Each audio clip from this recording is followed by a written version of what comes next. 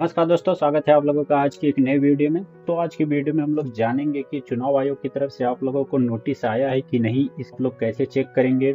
और चुनाव आयोग की तरफ से अगर आप लोग के सामने नोटिस आया है तो उस नोटिस पे आप लोग क्या कर सकते हैं। दोस्तों, सबसे पहले अगर हम लोग आपको बता दें कि एसआईआर के बाद अब यूपी में वोटर लिस्ट की नोटिस सबको भेज दी गई है और भेजी भी जा रही है। वो भी एसआईआर, उसमें कई सारी विसंगतियां पाई गई हैं और वोटरों को ऑनलाइन जवाब देने की भी सुविधा दी गई है, जिसमें कि यूपी एसआईआर के बाद ड्राफ्ट लिस्ट में शामिल जो है अनमैप्ड वोटरों का चुनाव आयोग की तरफ से एक दस्तावेज उपलब्ध करने के लिए उनको नोटिस भेजे जा रहे हैं। वोटर आयोग की वेबसाइट पर लॉगिन करके भी नोटिस की जानकारी ले सकते हैं। तो वही इस वीडियो में हम लोग जानेंगे कि आप लोग किस प्रकार से चुनाव आयोग की वेबसाइट कौन सी है और किस वेबसाइट पे आप लोग लॉगिन कैसे करना है और अपना वोटर लिस्ट में नेम वगैरह कैसे सर्च करना है और आपको नोटिस जारी की गई है या नहीं जारी की गई है, इन सबको आप लोग को कैसे देखना है, इन सब डिटेल में हम लोग इस वीडियो में जानेंगे। तो वीडियो में बने रहिएगा लास्ट तक। देवा भाई 555, सच, कानून और जागरूकता की आवाज। तो बिना कोई टाइम वेस्ट के हम लोग स्टार्ट करते हैं वीडियो को। तो सबसे पहले आप लोग को वेबसाइट पे आना है और वेबसाइट पे अपने आने के बाद यहाँ से ECI जो है .gov.in यानी कि वेबसाइट जो है ये इलेक्शन कमीशन ऑफ इंडिया की, उस पर आप लोग को क्लिक कर देना है। तो जैसा कि हम लोग यहाँ पे voter.eci.gov.in की वेबसाइट को ओपन कर लेते हैं और ओपन करने के बाद आप लोगों के सामने कुछ इस प्रकार का वोटर सर्विस पोर्टल ओपन होकर आ जाता है और जिसमें आप लोग को लॉगिन करने का ऑप्शन देखने को मिल जाता है। अगर ऐसा नहीं देखने को आप लोगों में मिल रहा है, अगर आप लोग लॉगिन के विकल्प नहीं है और डायरेक्ट अगर ऐसे सर्च करते हैं तो आप लोगों के सामने कुछ इस प्रकार का विकल्प ओपन होकर आ जाता है। तो यहाँ पे आप लोग को ऊपर लॉगिन का विकल्प देखने को मिल जाता है जहाँ से आप लोग को लॉगिन करना है। इसके बारे में हम लोग आगे देखेंगे। तो सबसे पहले अगर आप लोग को देखना है कि आप लोग का नाम वोटर लिस्ट में है या नहीं, 2026 की ड्राफ्ट लिस्ट आई है उसमें आप लोग का नाम है या नहीं उसको चेक करना है। तो यहाँ से आप लोग को search voter in last SIR पे आप लोग को क्लिक कर देना है और कंप्लेन जो है कि उत्तर प्रदेश निर्वाचन आयोग को समक्ष भेजा जाता है। तो कंप्लेन करने का प्रोसेस आप लोग 1950 पे कॉल करके पूछ भी सकते हैं। तो आप लोग यहाँ पे लॉगिन करना है हम लोग को। तो लॉगिन अगर नहीं किया आप लोग तो साइन अप भी कर सकते हैं। साइन अप के लिए आप लोग को यहाँ पे मोबाइल नंबर अपना बेसिक सा ईमेल वगैरह भर के यहाँ पे कैप्चा को भर देना है। तो हम लोग यहाँ पे साइन अप कर चुके हैं तो हम लोग यहाँ से लॉगिन करते हैं। लॉगिन के लिए जो भी आप लोग साइन अप करते समय अपना मोबाइल नंबर डाले रहेंगे उस मोबाइल नंबर को यहाँ पे आप लोग को फिल कर देना है। मोबाइल नंबर फिल करने के बाद आप लोगों को यहाँ कैप्चा का ऑप्शन देखने को मिल जाता है। तो कैप्चा के ऑप्शन पे आप लोगों को कैप्चा को फिल कर देना है और कैप्चा फिल करने के बाद आप लोगों को यहाँ से रिक्वेस्ट OTP पे क्लिक कर देना है। रिक्वेस्ट OTP पे जैसे क्लिक करेंगे आप लोग के रजिस्टर्ड मोबाइल नंबर पे OTP 6 अंकों का गया रहेगा। तो OTP को आप लोग को ओपन कर लेना है।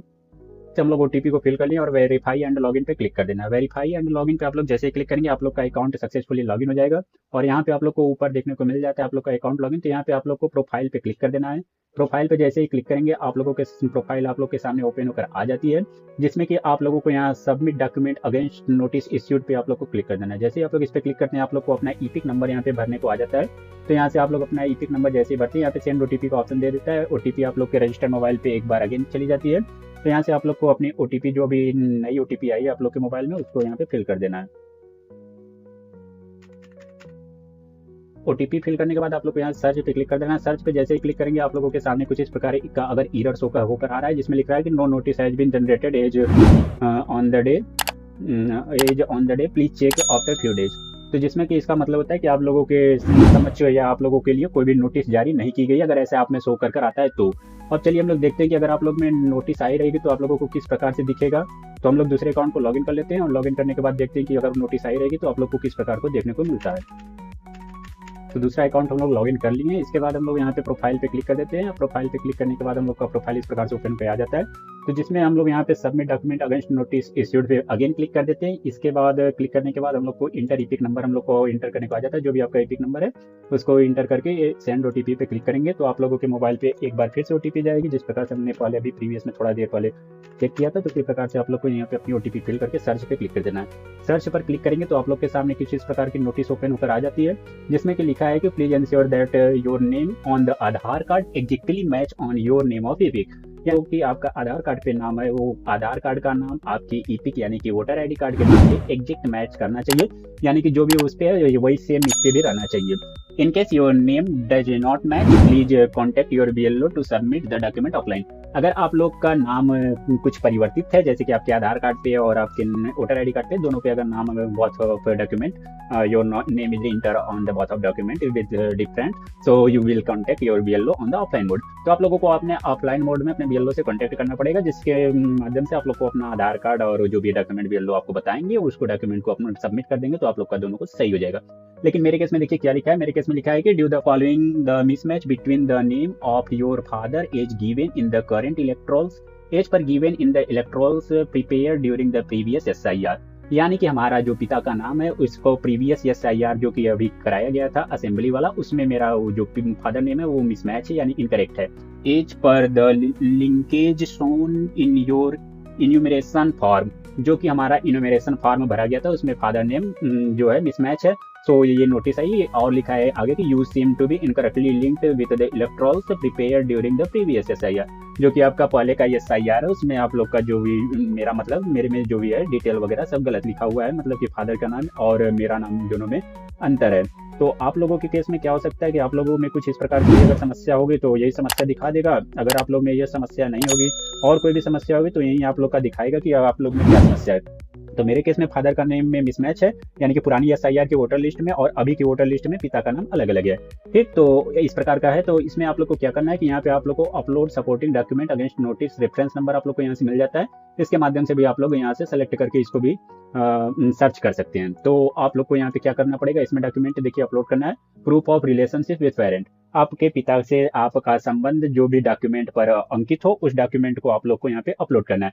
तो इसके एग्जांपल में लाइक आप लोग के पास आधार कार्ड होगा, मैंने डेट सबके पास आधार कार्ड तो होगा ही, तो आप लोग यहाँ पे आधार कार्ड का यहाँ पे अपलोड फ्रंट फोटो यहाँ पे अपलोड करना है और यहाँ पे बैक फोटो अपलोड करना है। तो दोनों को अपलोड कर सकते हैं। अदरवाइज इनकेस अगर आपके पास आधार कार्ड नहीं है तो आप बर्थ सर्टिफिकेट वगैरह होगा तो बर्थ सर्टिफिकेट लगा सकते हैं, और अगर आपके पास बर्थ सर्टिफिकेट नहीं है तो आपके पास अगर 10th की मार्कशीट है तो वो भी लग सकता है। अगर 10th की मार्कशीट नहीं तो फैमिली रजिस्टर यानी जो कुटुंब रजिस्टर होता है वो आपके पंचायत में मिल सकता है या तो आपके ब्लॉक में मिल सकता है। अगर दोनों जगह नहीं मिलता तो आप तहसील से जाकर कुटुंब रजिस्टर निकलवा कर वो उसको भी लगा सकते हैं। और इसके बाद यहाँ पे जो आप लोग का proof of relation with guardian यानी कि ग्रैंड फादर यानी कि ग्रैंड पेरेंट के साथ आपका संबंध उसको भी यहाँ पे आप लोग को दिखाना है। तो इसके लिए आप लोग कुटुंब रजिस्टर आप लोग के पास अगर हो तो उसको लगा सकते हैं, अदरवाइज आपके पास कुटुंब रजिस्टर तो मिल ही जाएगा, उसमें थोड़ा सा टाइम लगेगा। अगर अदरवाइज अगर आपके पास कोई वोटर आईडी कार्ड हो जिसमें आपके दादाजी का नाम हो या राशन कार्ड हो या कुछ भी हो जिसमें आपके दादाजी का नाम मेंशन हो, आपके पिताजी का नाम मेंशन हो, आपका नाम मेंशन हो, तो सब भी यहाँ पे चल जाएगा। इसके बाद आप लोगों का जो भी अपलोड किया गया था लास्ट एसआईआर में स्टेट वाले में, तो आप लोग का यहाँ पे वो डिटेल दिखाई देगा जिसमें कि आप लोग का एसआईआर स्टेट उत्तर प्रदेश आप लोग का जो भी ब्लॉक है यहाँ पे दिखाई देगा। उसके बाद आप लोग का जो भी एसआईआर पार्ट है वो भी दिखाई देगा और सीरियल नंबर जो भी आपका था वो भी यहाँ पे दिखाई देगा। इसके बाद यहाँ पे अपलोड फ्रंट यानी कि जो भी लास्ट एसआईआर किया गया था उसकी फोटो जो भी फ्रंट है वो फ्रंट इमेज है उसको यहाँ पे अपलोड करना है और उसकी जो बैक इमेज है उसको यहाँ पे अपलोड करना है। इसके बाद यहाँ पे आप लोग को एक डिक्लेरेशन करना है जिसमें लिखा है I am aware that making the above statement declaration in relation to this application which is false and which I know or believe to be false or do not believe to be true is punished under section 31 representation of the people act 1943 of 1950 which impression for a term which may extended 1 year with a fine of both। यानी कि इसमें आप लोग को declaration करने के दिया गया है कि मैं सहमत हूं और मेरे द्वारा ऊपर अपलोड किया गया सभी दस्तावेज सही है, और अगर उसमें कोई गलती पाई जाती है तो जो भी है हमारा पीपुल प्रेजेंटेशन एक्ट जो हमारा 1950 की है उसकी धारा 31 के अंतर्गत मुझे जो भी सजा दी जाएगी उसे मैं स्वीकृत करता हूं, जिसमें कि 1 साल की जेल अथवा जुर्माना हो सकता है या दोनों भी हो सकते हैं। तो इस पे आप लोग को क्लिक करना है। क्लिक करने के बाद आप लोग को ई साइन पे क्लिक कर देना है। आप लोग को ध्यान देना है कि इसमें आप लोग को कोई भी फॉल्स डॉक्यूमेंट अपलोड नहीं करना है, यानी कि आप लोग को कोई भी गलत या फर्जी डॉक्यूमेंट अपलोड नहीं करना है। कोई भी नाम और स्पेलिंग में अगर कोई मिसमैच है तो उसको भी आप लोग को अपलोड नहीं करना है, और किसी भी वोटर लिस्ट पेज में कोई किसी का भी वोटर लिस्ट पेज उठाकर आप लोग को नहीं अपलोड कर देना है। आपका ही वोटर लिस्ट पेज हो, पुराना वोटर लिस्ट है तो आप ही का होना चाहिए, आप ही के फैमिली के रिलेटेड होना चाहिए। उसमें अगर कोई भी डॉक्यूमेंट में अगर मिसमैच पाया जाता है, गड़बड़ी पाया जाता है, तो आपके ऊपर पीपुल प्रोविजन एक्ट जो भी है पीपुल रिप्रेजेंटेशन एक्ट 1950 की धारा 31 और 43 के तहत आप पे कार्रवाई की जा सकती है, जिसमें कि 1 साल का जेल और जुर्माना या दोनों भी हो सकते हैं। तो आप लोग को बहुत ही यहाँ पे सावधानी के साथ इसको अपलोड करना है डॉक्यूमेंट को, और ई साइन एंड सबमिट पे क्लिक कर देना है। ई साइन एंड सबमिट पे आप लोग जैसे क्लिक करते हैं आप लोग के सामने आप लोगों का एक आधार कार्ड के माध्यम से आप लोग का IUDI के माध्यम से आप लोग के मोबाइल पे OTP जाता है, और जिस OTP को आप लोग को यहाँ फिल करके सबमिट कर देना है। सबमिट करने के बाद आप लोग का डॉक्यूमेंट पूरा वेरीफाई के लिए चला जाएगा, और अगर फिर भी कोई उसमें गड़बड़ी पाई जाती है तो फिर से आप लोगों को ई कॉल लेटर भेजकर आप लोगों के वहाँ पे ब्लॉक में या तो आप लोग के BLO आपको बुलाएंगे, तो वहाँ पे आप लोग को सभी डॉक्यूमेंट के साथ उपस्थित होना पड़ेगा। सो आई होप आप लोगों को वीडियो पूरी समझ में आई होगी। वीडियो अगर कोई भी आप लोग को कंफ्यूजन होता है तो आप लोग कमेंट बॉक्स में कमेंट कर सकते हैं, और अगर कोई भी समस्या हो तो आप लोग कमेंट बॉक्स में कमेंट कीजिए। चैनल को सब्सक्राइब करना ना भूलिएगा, क्योंकि हम लोग आपके लिए बहुत सारी इन्फॉर्मेटिव वीडियो लाते रहते हैं जो कि आप लोग को लीगल अवेयरनेस के साथ साथ आप लोगों को एक बचाव के लिए बहुत ही लाभदायक होती है। तो मिलते हैं एक नेक्स्ट वीडियो में, तब तक के लिए जय हिंद।